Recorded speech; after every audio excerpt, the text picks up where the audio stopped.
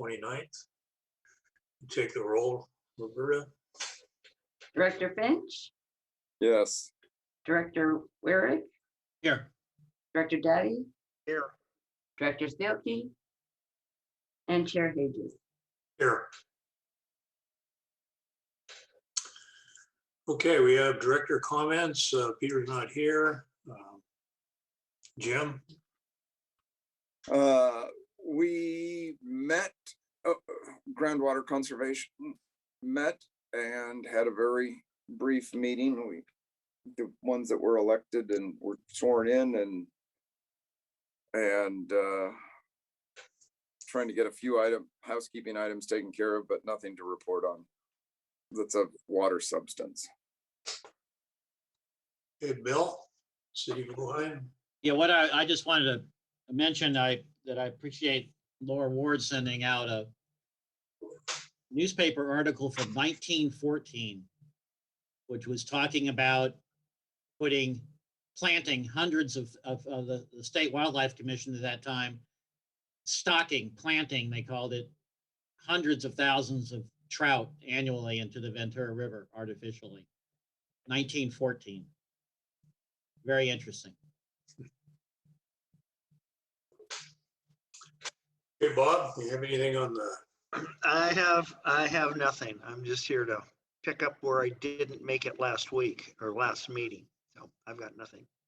For Casitas, we've been working hard for a long time on trying to revise our safe yield and projecting what our demands are going to be in the future. And on, I think it was April 21st board meeting, we came to a decision and have set the new yield at 15,010 acre feet per year. Now that yield, the new yield includes a 15% safety factor, which in the worst case drought condition over the 74-year period of record, the lake would never go below 44,000 acre feet. So I'm happy that we have a nice buffer there to get us through what could be droughts far worse than we've experienced in the past. So it gives us a little buffer to get through that. We also adopted our projected demands, and those are 14,525 acre feet, which is significantly lower than previous demand projections. So it's almost balanced. Sends home the message that we have enough water if everything stays the same as it has historically. But if we have any changes, we're going to need some backup. And that's what we're beginning to pursue now. Richard, is there any update on the project with Santa Barbara County? Yeah, we've begun the environmental work and are budgeting in July to begin design. That project has funding that goes with it, which makes it very attractive. So I think there's $3 million in grants. It's an $18 million project, $3 million in grants, direct grants, $8 million or $7 million in interest-free loan for 30 years, and $8 million at a very low interest 30-year loan based on the state's borrowing rates. So on a capital side, it looks very attractive.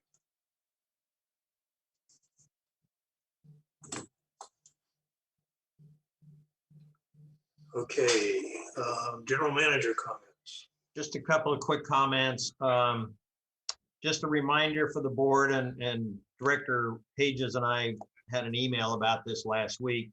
The OBGMA board meetings are the last Thursday of the month. So it's not a fourth or fifth Thursday, it's whatever the last Thursday is. So I just wanted to, many agencies are the second or third or fourth and fifth or whatever, but first and second. But OBGMA is just the last Thursday of each month. Roberta and I are looking at the, as part of looking at the item that's on the agenda for the recommendation for the refund for that one customer. We're looking at the extraction statements and they need to be updated. And one of the thoughts I had was to see if we either can't find someone or buy the software ourselves to make a fillable PDF form for extraction statements and just email them. And if we can get that developed and do it through email, I'm not sure everybody will respond that way, but we can certainly use that information and you'll plug into your database. Plus it'll save us, 50 cents postage and an envelope and staff time to have to put all those statements together and get them in the mail. So we're going to start looking at that and see what we can do. And then the How can last, the payment be made then, John? well, they may have to mail it. Mhm. And I guess it may be better now than it was, but years ago when I was managing an agency, we were looking at accepting credit cards, and that's kind of a nightmare, especially when you have a very small volume, because most of the credit card companies don't want to do Yeah. it. So, but I think we'll look into those kind of things too, but that's an expense also. Yeah. So I'm never been a big fan of taking credit cards. I know it's convenient for people, but it costs you money to do that. So No, it's not. yeah. But we'll kind of look at all that and try and come back with a plan at some time in the future. And then the last thing I wanted to let the board know, I'll be out of town May 11th through May 18th. So actually I'll be out of the country. So I'm going to go do a quick trip down to Mexico for a week. Get out of town, finally. I got my wife and I both have our shots and we've been taking care of ourselves. And so we're not going to get crazy. We're just going to go down there and eat and relax and lay by the pool. Yeah, Sounds good. that's all I have. Have fun. Yeah. Basin status report, Jordan. Oh, by the way, Peter has arrived, so Peter is here. Pardon me as I share up the screen here. Start our slideshow today.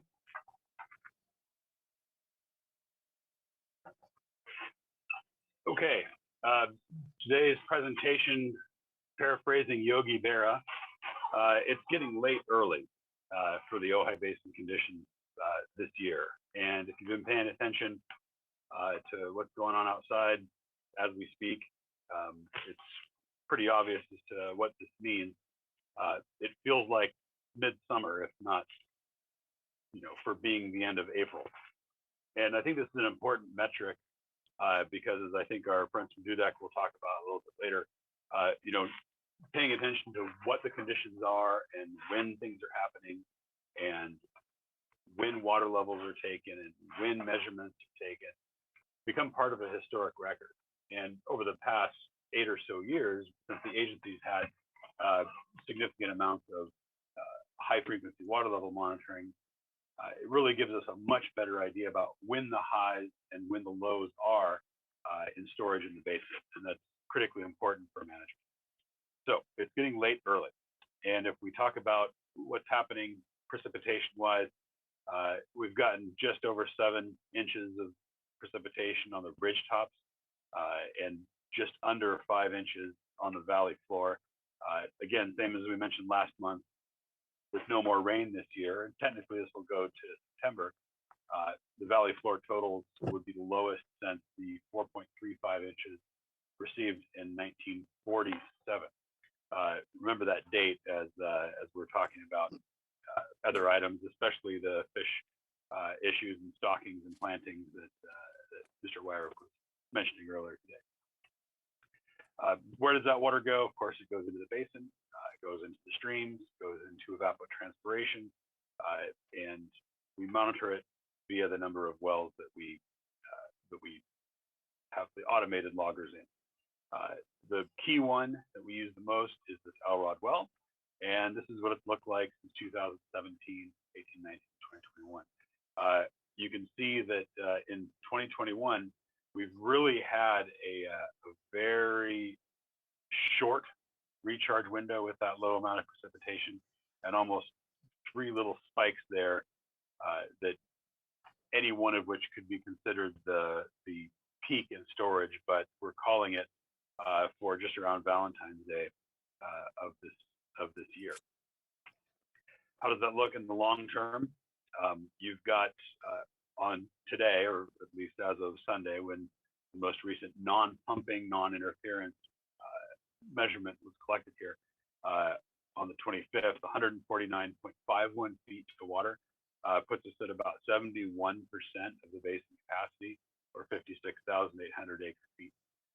We are off of that February 13th peak by almost all the way to 10 feet. It was just under 141 feet to water around Valentine's Day. A very small uptick from the December 30th, 2020 of 146.37 feet. So it's pretty rare that you see almost the same number of inches of precipitation on the valley floor as you do a rise in groundwater levels in the basin. I think that's more coincidence than anything. It's not a direct correlation, but there certainly is a modeled regressive curve that seems to fit that is along those lines. And of course, once we get over the 12-inch precipitation volume, things start to exponentially increase as far as available recharge. Most of the recharge we get is in those really wet years, and most of the years are actually deficient in rainfall, but we count on the basin storage to sustain. And sustain it does still. Groundwater is still exfiltrating into San Antonio Creek. We measured the location of this. It's about 50 feet downstream from where it was last month, but we have a good record of the GPS coordinates of this daylighting groundwater. And over last month, on the 22nd of March, the exit of Stewart, Ojai, Montgomery, Fox Creek looked like this. And this week, it became just a little bit more of a trickle. Let me go back so you can see that difference again. But that's all the water leaving the city portion of the basin at surface flow.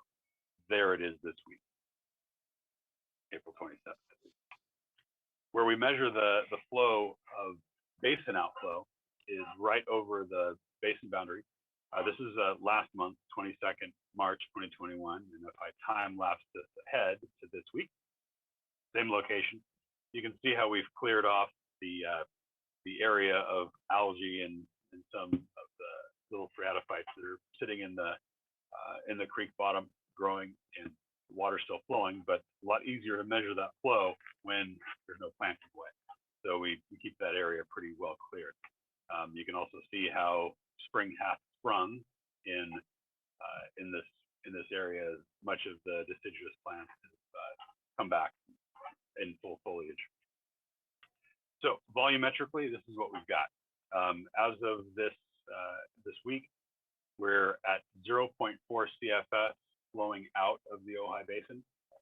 This is pretty much as low as we've seen since we started measuring this, quantifying it at least mid-2019. And that trickle is less than a 100th of a CFS out of Montgomery Creek, out of the flow there. So we're paying close attention to this, and really it gives us a place to really quantify where that basin outflow is, more detailed than ever before, both instantaneously and cumulatively. The 28 acre feet discharged over this point in the past month is a low. We see it as high as 45 acre feet per month, at least in the snapshot reading. But this year to date, we can quantify that at least 238 acre feet has flown out of the basin as surface flow, and almost exclusively from the perched aquifer system, as sustained flow from anywhere higher in the basin is non-existent, and the water levels, importantly in the key wells and the production well area, are still well below the daylighting elevation in San Antonio Creek. So there's the summary of basin input, output, and changes in storage. Stay tuned. It's going to be a wild summer. Not wild in a wet and wild kind of way, but wild in a pretty dynamic. happy to take any questions.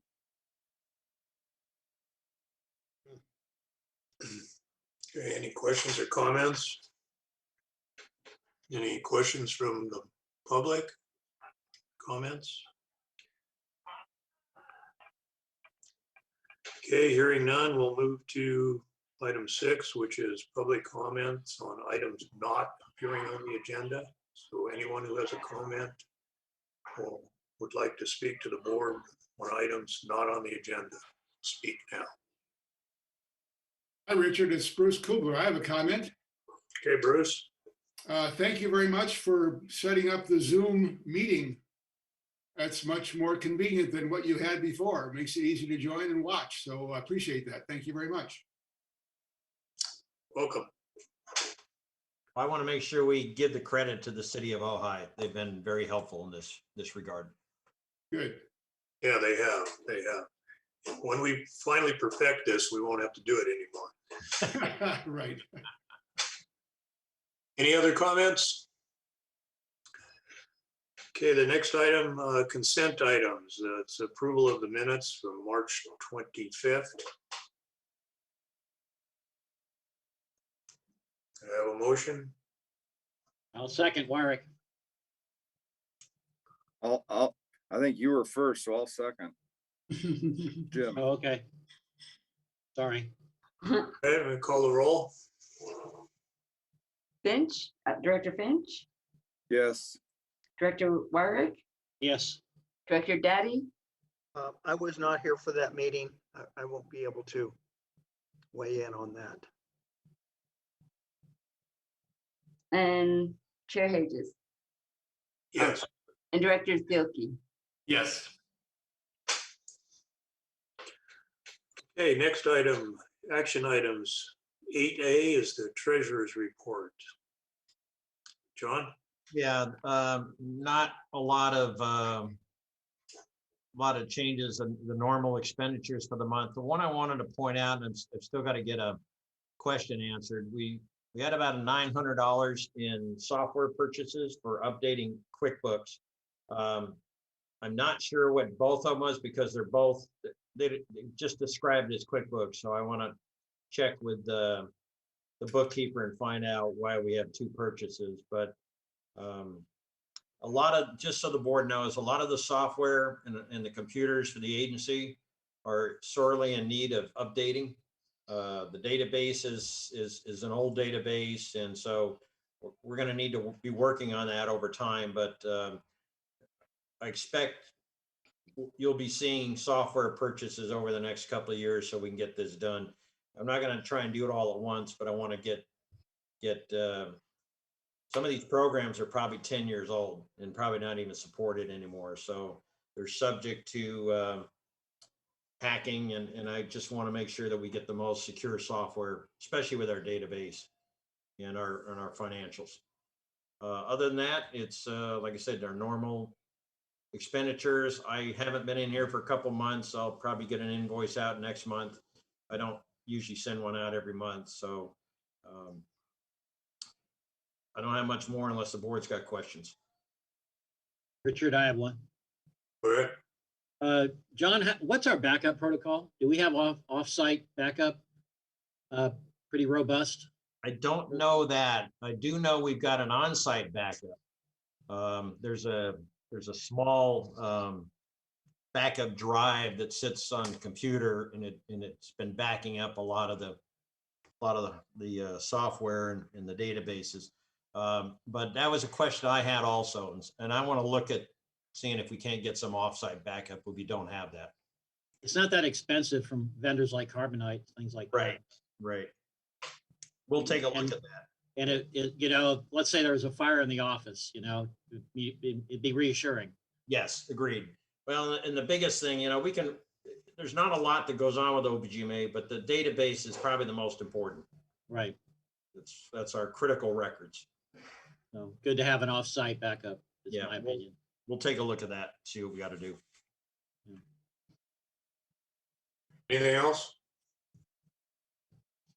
No, I'm done. Any other questions? I have a motion to approve treasurer's report. I so move. Second, Warwick. Call the roll. Director Finch, Yes. Director Wyrick, Yes. Director Daddy, Yes. Director Thielke, Yes. and Chair Hages. Yes. Unanimous. Thank you. Okay, item 8B is update on the nested monitoring well project. Jordan? I guess it's Thank you Jordan. very much. Yes. Yeah, happy to chat about this. When we met last week, we were expecting that, and Yellow Jacket drilling was scheduled to be drilling the week of the 12th of April. And unfortunately, due to the CEQA 35-day requirement of clearance for the categorical exemption certification, we had to wait until the 15th of April to even have the permits in hand. So we had all the permits ready to go with Yellow Jacket. We had all of the city's encroachment permit, city well permit, all done, ready to fly. And Yellow Jacket says, well, we missed that window. We're not available till July. So that pushes a couple things out. Of course, the amount of data that we have and the amount of availability of data collection, but also pushes into the windows of questionable reimbursement. So what we did was we found ABC Leoven that has a very similar capacity and capability of sonic drilling, and also actually is less expensive and more available in the shorter term. So we're in the process now of retroactively modifying the permits for the new contractor, making sure all of their bonding is within city requirements and needs, and then changing the names on all the permits. So that juggling act is a little frustrating, but it'll be worth it, I think, in the end, and that we'll have 2 additional months of information done sooner, now scheduled for mid-May to be drilling. So hopefully this time next month, we'll be able to go. Who is the contractor now? So the contractor now is ABC Leoven. They're a drilling contractor out of Signal Hill. They actually drilled Ventura River Water District well number 6, right off of the 33/150 there, just west of the city limits. Bruce Kubler, if you're still on, might remember that project, and it's turned out very well for them. But they have the sonic capability and the availability to do the work. They don't do a lot of big, deep agricultural work. They tend to be more on the deep monitoring well and shallow monitoring well for that matter side of it. But been working with them for 20 years off and on various projects, and this one seems to be in their wheelhouse. So that's who we'll go with. It seems to be written in the cards to go that route. Okay, any questions? All right, thanks, Jordan. Of course. Next item is item C, groundwater sustainability plan, the water budget update. John? Yes, we've got Trey Driscoll here with DUDEC. Trey, you were going to update us on that?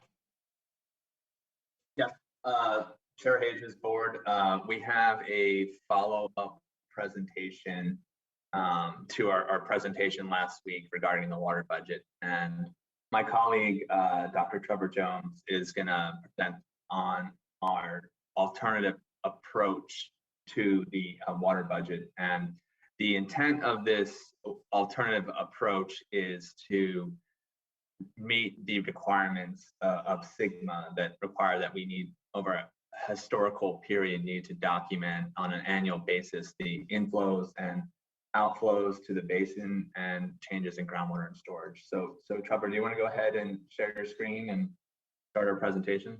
Yeah, absolutely. Can you guys all hear me okay and Yes. see the presentation now in the Yes. correct view? Awesome. Yeah, thank you. So as Trey mentioned, my name's Trevor. I've been at DUDEC for a couple of years now, working mostly in support of the development of GSPs for basins up and down the coast. And as Trey mentioned, I'm going to be discussing some alternatives that we're proposing to help characterize the historical, current, and then the future water budgets for the GSP development. To do that, I'm going to kind of break down the presentation into 3 different sections. First, I'm going to give just a broad overview of the hydrogeologic conceptual model. It's something I think that's been presented before and should be fairly familiar. And then I'm going to discuss how the Ojai Basin numerical model represents these different sources, and ultimately what it's telling us in terms of historical groundwater and storage changes throughout the historical and current conditions. And then I'll jump into the alternatives that we're proposing for the characterization of the water budget to meet those requirements specified by the Sustainable Groundwater Management Act legislation. So jumping right in. So again, like I said, I'm going to start out with just a broad overview of the conceptual model of the basin. The graphical representation of that is shown in the figure on the left, where we have the general stratigraphic unit that compose the bedrock and mountain front that recharges the basin. We have a representation of the principal aquifer units, and then importantly, the different sources of inflows and outflows from the basin that are going to control what we measure in terms of groundwater elevations and what we estimate in terms of changes in groundwater. In terms of primary inflows to the basin, we have precipitation, so anything that lands on the basin floor, some of that's going to infiltrate below whatever crop or land surface it's landed on and act as a source of recharge to the basin. We have, as I mentioned, inflows from consolidated rock that will occur along the periphery of the basin as what we consider mountain front recharge. And then as well, from basement rock, say the cesspit that underlies the principal aquifer, some recharge may be occurring from the cesspit up vertically into the principal aquifer. We have stream leakage, so the potential for surface water that's flowing through streams throughout the basin to recharge the basin. We have diversions of those stream flows that happened historically in the San Antonio spreading pond in the northeastern portion of the basin. And then we have kind of non-native sources of recharge for the basin, which would be the application of different sources of water, whether that be for agricultural purposes, for irrigation, or as septic system discharges. So these native and non-native sources all act together to help provide a source of water and recharge to groundwater. In terms of what leads the basin, we have kind of the 2 dominant factors is groundwater extractions and discharges to San Antonio Creek. As Jordan mentioned, we have those flows at the downstream end of the basin where groundwater is daylighting in the creek. And then Trevor? Yes. Excuse me one sec. Could somebody or everybody mute their microphone? Because there's a background noise coming through. It's hard to hear Trevor. Yeah, thank you.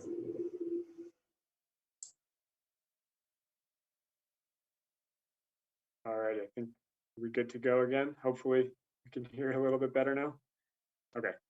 In terms of outflows, as I was just mentioning, we have groundwater extractions and discharges to the San Antonio Creek as the 2 primary sources of discharges from the basin. We also have some evidence that there may be underflows in the alluvium that connects the Ojai Basin with the upper Ventura River subbasin, and then we have evapotranspiration losses. So that would be any type of phreatophytic community that's consuming shallow groundwater. So these native, non-native sources of inflows and outflows interact in both space and time to control the volume of groundwater and storage within the basin. And ultimately what we're hoping to get and planning to describe in the GSP is how these different sources interact and control historical conditions in the basin in terms of what we observe in groundwater elevations and what we estimate in terms of groundwater and storage. So previously what's been done, as my colleague Dan, I believe, presented a few weeks ago at the last meeting, was we took the results from the Ojai Basin groundwater model and extracted simulation estimates of those inflow and outflow sources throughout time to characterize what the model's predicting in terms of how storage is changing in the basin and what the overall water budget or balance is for the basin. That groundwater model was developed by Daniel B. Stevens, And it was this coupling between a surface water model that characterizes how native supplies enter the basin and recharge the basin, with the groundwater model that characterizes once water's in the groundwater system, how does it leave or where does it go? The model itself was developed to simulate conditions between 1970 and 2019. And importantly, it was developed using what we call quarterly stress periods. So it's simulating conditions on a quarterly basis rather than on a month-by-month basis. It's going to give us one output for the first quarter, one output for the second quarter, and so on and so forth. So as Jordan mentioned, when we're trying to reproduce historical conditions and we have variations in groundwater elevations on a month-to-month basis that help characterize the volume of water in storage in a year, that becomes a little more difficult to capture when we break up the system into this quarterly representation. The model itself was calibrated or adjusted to match water levels measured at 18 wells. So again, the figure I'm showing here kind of gives a broad overview of the results that we extracted from that model. The results are shown here in the figure on the right that displays the annual storage change predicted by the model from 1971 through 2019. Here, the average, or not the average, the annual storage change is computed using this equation shown here on the left, which basically just takes, it sums all the inflows coming into the basin, subtracts all the outflows leaving the basin, and what we get is some volume of storage change on a year-by-year basis. In years where inflows exceed the volume of outflows from the basin, we get positive changes in storage, which are shown here with these blue bars. In years where outflows exceed the inflows, we have a loss of groundwater in storage, which is shown here in these orange bars. Kind of the big takeaway that we get is that the model is telling us during wet years we have an increase in storage, and otherwise we're pretty much losing, storage is declining in the model. If we look at how frequently those storage declines are occurring compared to the frequency of the storage increases, we see that that happens much more readily in the model. We have a higher number of years where we're losing storage than we are gaining. When we then compare that to groundwater elevations measured across the basin, we start to see that there's some disconnect between what the model's telling us and what we're observing in terms of physical measurements collected in the basin. So here what I'm displaying are modeled results for cumulative change in storage in the basin that's shown here with this black curve from 1971 through 2019, and groundwater elevations that are measured across the basin over the same period. This map in the upper right corner of the screen is a key map that kind of demonstrates all of these wells that are circled in red have corresponding water level measurements shown in the chart. And I will be upfront and say my apologies. The colors and symbols don't quite match between the groundwater elevations shown on the chart and the symbols in the map, but we have each of these lines labeled with the corresponding state well name so that we can get a sense of the groundwater elevation trends in specific locations across the basin. Overall, what the picture is showing us, or the graph is showing us at a high level, is that between 1971 and 2019, the model's telling us we've lost about 30,000 acre-feet of storage from the basin. And the overall trend is a long-term decline.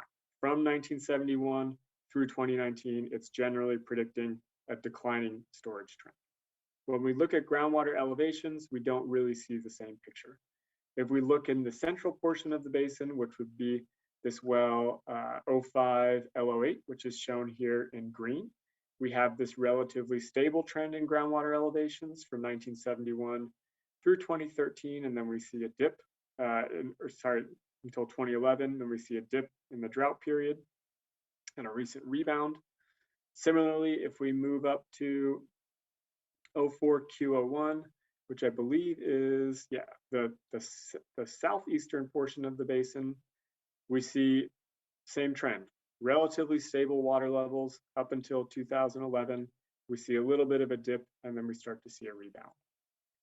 So the difference between the simulated and storage change values and the measured groundwater elevations, I think, is most pronounced when we look at the period from 1970 to 1990, where the model's predicting we've lost about 20,000 acre-feet of storage, and the water level elevations are are pretty consistent throughout the central portion of the basin. We don't see this long-term declining trend in groundwater elevations that would be indicating we're losing storage at the rate the model is telling us, or even that we're losing storage, right? Something like this in terms of groundwater elevation trends would indicate that in some years we're losing and then some years we're rebounding, and on a net, we're at a relatively equal distribution of losses and gains. So again, this points to the fact that there's some disconnect. And for the GSP, we need to be able to characterize groundwater conditions and water budgets in a way that reflects the historical measurements and historical conditions that have been observed in the basin over time. So that leads to this alternative approach that we're proposing. So we're now proposing, we're going to move away from the model because the model's giving us information that isn't quite jiving with what we're observing in the basin. And we're going to start to take maybe a little more what I'm going to call a localized approach. We're going to use local measurements of climate, of groundwater elevations, of production to help constrain the sources and to help constrain the water budget. We have information that can characterize each of these different sources, and we're going to develop what's called a spreadsheet model that tabulates the volume of each of these sources in time and characterizes how they change throughout time and how they control what we observe in terms of groundwater elevations and groundwater and storage. So this figure, again, it's the same slide that I showed a few slides ago, but now instead of listing out the individual components of the inflows and outflows, I'm characterizing the different sources of data that we can use to constrain those data over time. For the inflows, we have, again, a combination of native and non-native sources of water that recharge the basin. And we can characterize the contribution of those sources through measured climate data, mapped land use and crop information, and the distribution of municipal, or the availability of municipal water and wastewater distribution throughout the basin. In terms of outflow, similarly, we have reported data that goes back to, I believe, the mid-1980s. We have some streamflow measurements that we can use to help characterize groundwater discharges to San Antonio Creek. We have information that's maps the distribution and extent of these different groundwater dependent ecosystems that are consuming water, potentially consuming water from the basin over time. And importantly, we have measured groundwater elevation. So using a combination of measured local climate data, local information on reported extractions, local information on, say, the mapped distribution of phreatophytes, we can come up with an estimate of these different inflows and outflows from the basin. And all of that can then be tied into this estimate of change in storage, which is directly linked to measured groundwater elevations in the basin. So that's the general overview. Is we're proposing to use locally measured data to constrain the water budget instead of the groundwater model. Now I'm going to jump in, kind of give a high-level overview of piece by piece, what are we talking about in terms of the approach we're using to characterize these different sources of inflows and outflows. Trevor, excuse me, just a quick comment. I think it's going to be important, Trey, to make sure that we explain why we're moving away from the model into the document. Because I believe, and Jordan, maybe you can correct me, but I thought the state used portions of our model looking through the Ventura River and inflows from San Antonio Creek, outflows from San Antonio Creek. And if all of a sudden we're coming forward and saying, well, the model isn't accurate, there's going to be some issues, I'm afraid, and we need to make sure that we can justify and challenge anything that anybody else brings up. Any thoughts, Jordan? Yeah, I absolutely, I agree. I think I think what DUDEC is doing now sounds like we're finally anchoring this model in reality and doing so with data that are real and that are not based on some assumption of accounting and it's appropriate for a larger basin with a long-term deficit, i.e. Central Valley and others. But the idea being that we now have data, and the way that this has been presented thus far, especially the curve which shows modeled data versus reality in water levels and vis-a-vis storage, that the model approach that was once upon a time recognized as the gold standard because it was a model, is not accurate, and here's why. So as long as we're able to demonstrate that with data to the satisfaction of the DWR and stakeholders, that the approach of resetting a water budget with known peaks, known highs is appropriate. And in fact, if you look at that curve a few slides back, if you just took the peak years, this one, thank you, slide 6, if you took those peak years and matched the, let's say the 1978 peak of the model with with the water level peak in the Key Well, and did that for every wet year, you would have a pretty accurate model as long as it reset itself. And the challenge now is to effectively come up with this this approach from cloth to say, here is what is actually happening, and portions of the model are useful, but it has to be taken with the reset capacity of when the basin is full, when the basin is flowing artesian, as recently as 2011, and of course 2006, 2005, and so on and so forth, back historic. But that local knowledge that Trevor is talking about is absolutely critical to anchor this model in reality. And by defending it with data, we should be able to meet the challenges potentially of folks asking questions about the water budget that should be part of the GSP.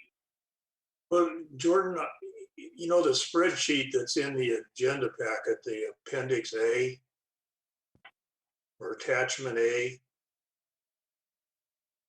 the thing I don't understand is those numbers don't jive with any of our historical records. I mean, it's like 1971 through 2019, they have the average extractions of 4,000 acre feet. That's not correct. I mean, it's not even close. Yeah, if we've really learned a lot in the past few years on this. And I think the best approach is probably to regenerate this table. I mean, we look at discharge to creek, ET, is that just for the basin floor? Is that for the entire watershed? How much recharge is truly coming in? How much that basin outflow number is clearly wrong. I mean, we get more outflow than that in 2 months now in a very dry time. So I think there's a lot of things that need to be adjusted in this table, and really just anchoring it in reality with the data that we have. Well, I think you guys are saying two entirely, well, maybe three different things. What I hear is they're going away from the model, and Richard's pointing out that our pump data is just wrong, and that's just that wrong would be wrong there. And Jordan, I don't think, and somebody at DUDAC correct me, it's not that you're trying to anchor the model, you're trying to just go away from the model and do something that's more anchored in reality. Is that, am I hearing it correctly? Director Finch, that's correct. Given that it is now almost May of 2021, and that we need to submit a final approved GSP to Department of Water Resources in January of 2022. We did include with the agenda, there has been the attachment which has some of our technical questions about the model.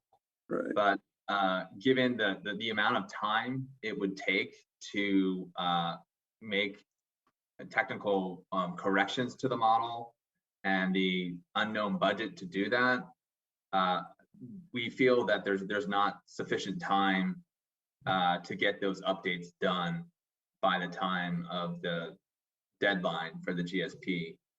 We think it's already put us behind about 2 months. We're going to make up some of the time by doing some stuff concurrently. We're going to attempt to have concurrent review of some of the initial chapters while we're doing this water budget update. But DUDEC is recommending an alternative method based on local information to develop a new historical current and future water budget. That will be our recommendation to the board. Yeah, I understand that, and that's fine, but I guess, you know, a side question is we paid for this model, and if I look at this spreadsheet, most of this data is wrong. I mean, the simplest one is the pumping data. We measured that, and it's completely wrong. And then you look Well, at, I think a lot of it was based on crop factors before totalizers were required. So a lot of that pumping data is probably high because it was based on a crop factor that was based on planted irrigated agriculture. well, I'm saying it's low. It averaged 4,000 acre feet a year, and you can look at more recent times when these wells were metered, and it doesn't reflect our records at all. I mean, it's like it's from something else.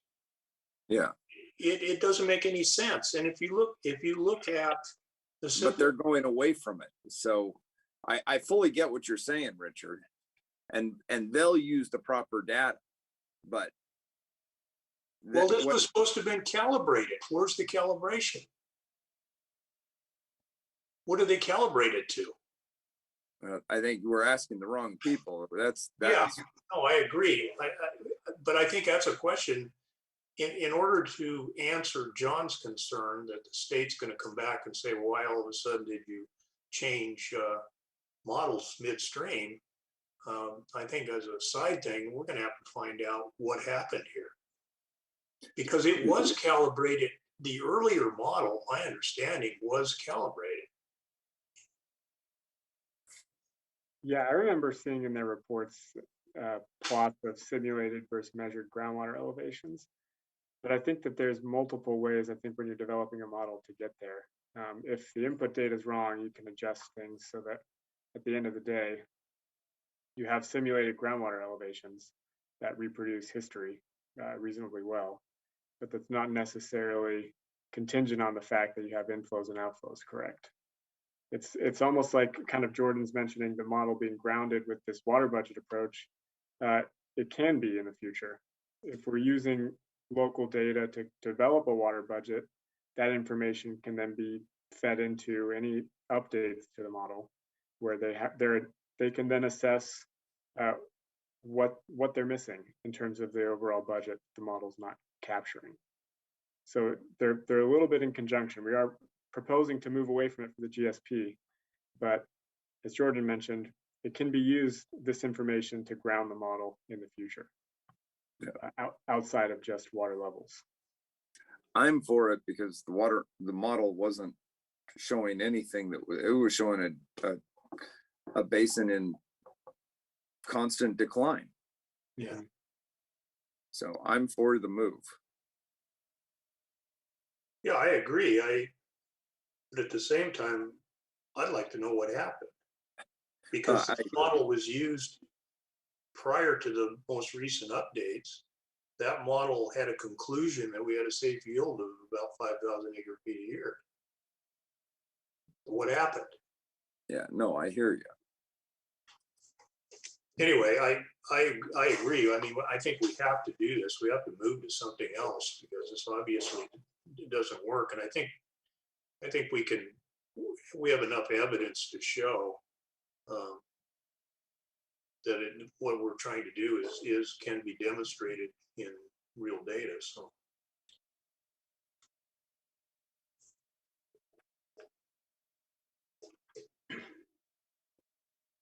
Great. Should I keep on? Yeah, go ahead. Yes. Yeah. Okay, awesome.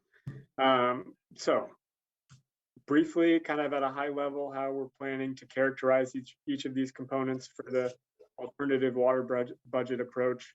For precipitation, using local climate data that's measured at various precipitation stations across the basin with these empirical curves that relate rainfall to rainfall infiltration. And these curves were developed by Blaney back in the 30s for the Central Coast, Southern California area based on land use type. We performed some experiments that characterize in a given total volume of rainfall in a year, what's the corresponding estimate of precipitation infiltration. So using something like a Blaney curve, which has been used in basins adjacent to Ojai, to help characterize precipitation infiltration on a water year basis.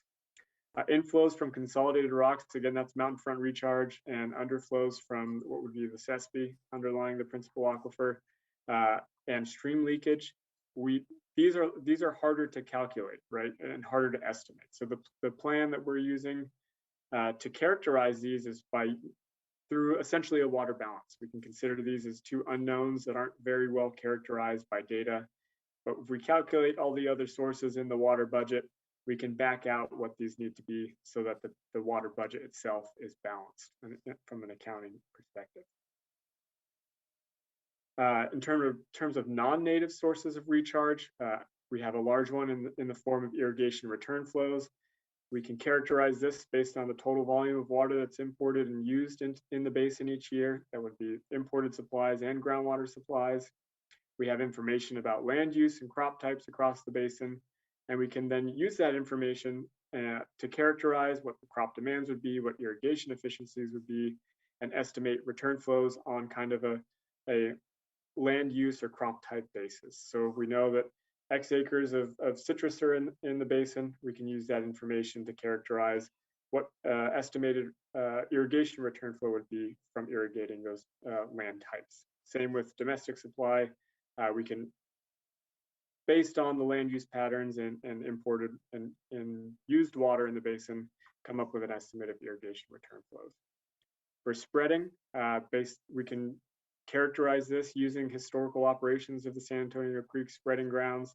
In wet years when the spreading grounds were operational, we can estimate what those diversions might be, and then in more recent years, the same. Well, I'll speak to that. You know, Yeah. we don't have an operational permit right now, so I wouldn't, you know, put that in with an asterisk next to it. Okay.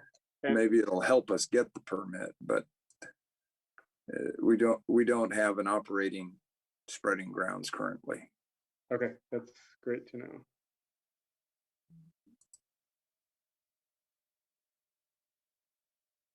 We'll make sure that's not reflected when appropriate then.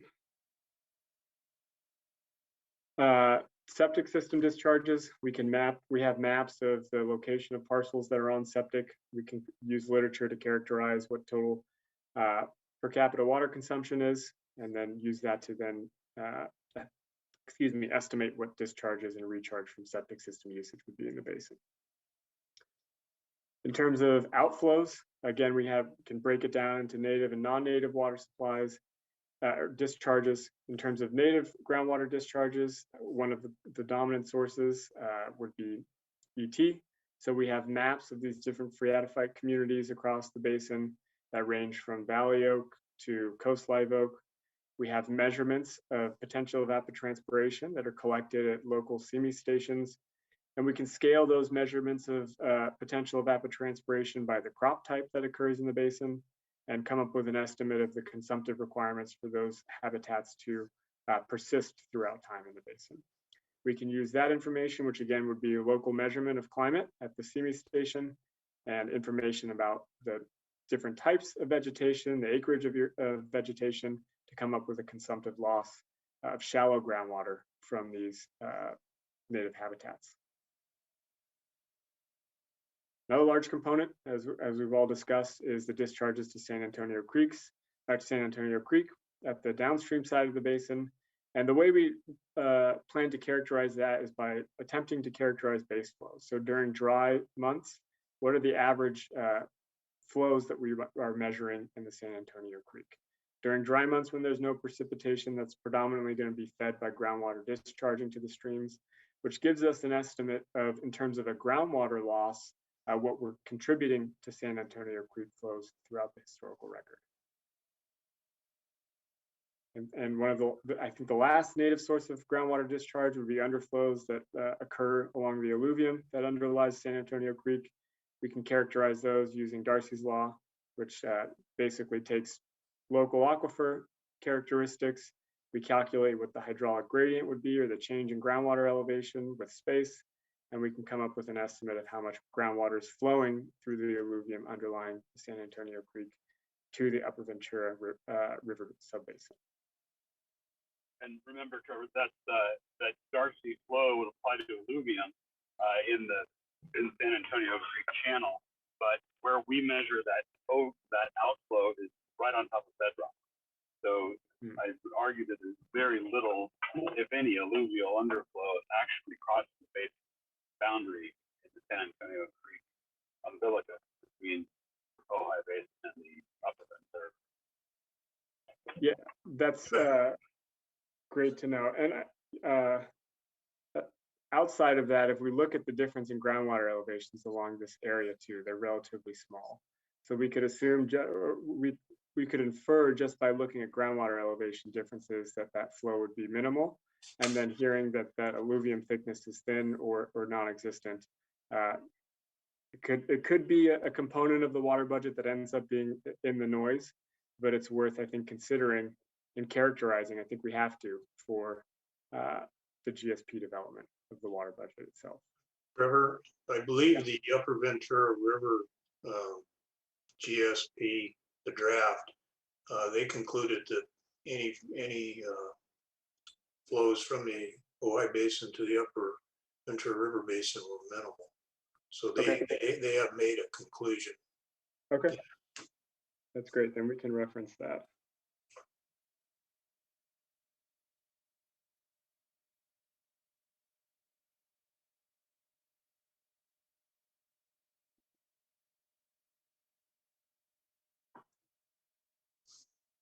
In terms of non-native sources of discharge, we have pumping records that go back to the mid-80s. So we have the direct reported data that we can incorporate directly into the water budget to help characterize what's being pumped from the basin throughout time and what the usage sector is, because the Sigma regs require us also to break down pumping and water use by a usage sector. For the estimates of change in storage, kind of as we've touched on throughout the entire presentation, is that the key here is that we're going to be using measured groundwater elevations. So we have a network of groundwater wells across the basin. We have a really nice historical record of elevations collected at each of these wells, and those elevations serve as a proxy for what's going on in terms of groundwater storage changes throughout the basin over time. So the point here would be, we're going to use local measurements of groundwater elevations to characterize change in storage over time. And that's it. The main takeaway, we're moving away from the groundwater model and using local measurements of climate, of different groundwater supplies and groundwater discharges to characterize how storage is changing over time and the net influence of these inflow and discharge sources throughout the historical, current, and future conditions in the basin. And if there are any other questions, I'm more than happy to discuss them now. Richard? Yes. Quick question. I've brought this up before, Trevor. Were we able to get the information from the sanitary district as to the difference of during rain events before and after they fixed a lot of their infiltration in their system to reduce the groundwater infiltration into the sanitary district pipes, and they've done a lot of work on that. Have we been able to get that data, and is it consequential for this work? I have not seen that data yet, but that doesn't mean that we haven't. I would point that question, I think, to Trey, who might have a little better understanding of if we have or not. Okay. Yeah, at this point in time, I don't believe we've obtained that data yet. Yeah, I know I've talked to Jeff Palmer, and I think they keep, of course, it's for the whole system, but they keep a record of how much they get at the treatment plant over the years when it rains, and how much it's been going down because of the work they've been doing on their collection system. So I don't know. I just thought I'd bring it up. Yeah, thank you. Anyone else, any other members of the board have questions? Any members of the public have questions?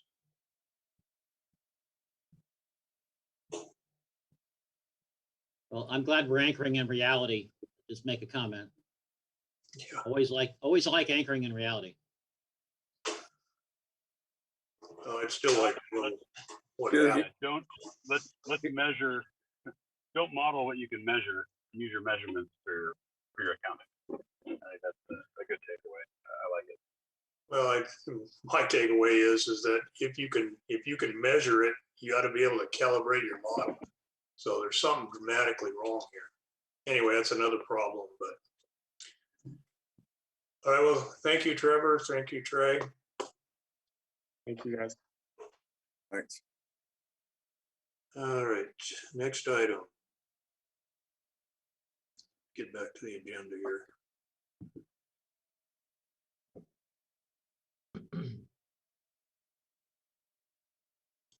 Okay, the next item is the San Antonio Creek Ranch refund recommendation. John? Yes, I went back and we've updated this table. We gave you a table last month and the request of Director Finch.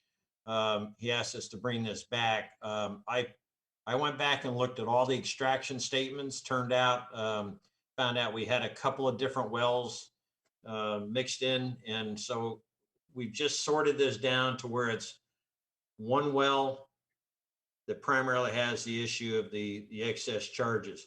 What occurred in those extraction statements is the property owner, the ranch, was using the wrong multiplier. They were using 0.001 as a multiplier. It's the meter is recording acre feet, and then you got a multiplier, and they should have been using 0.0001.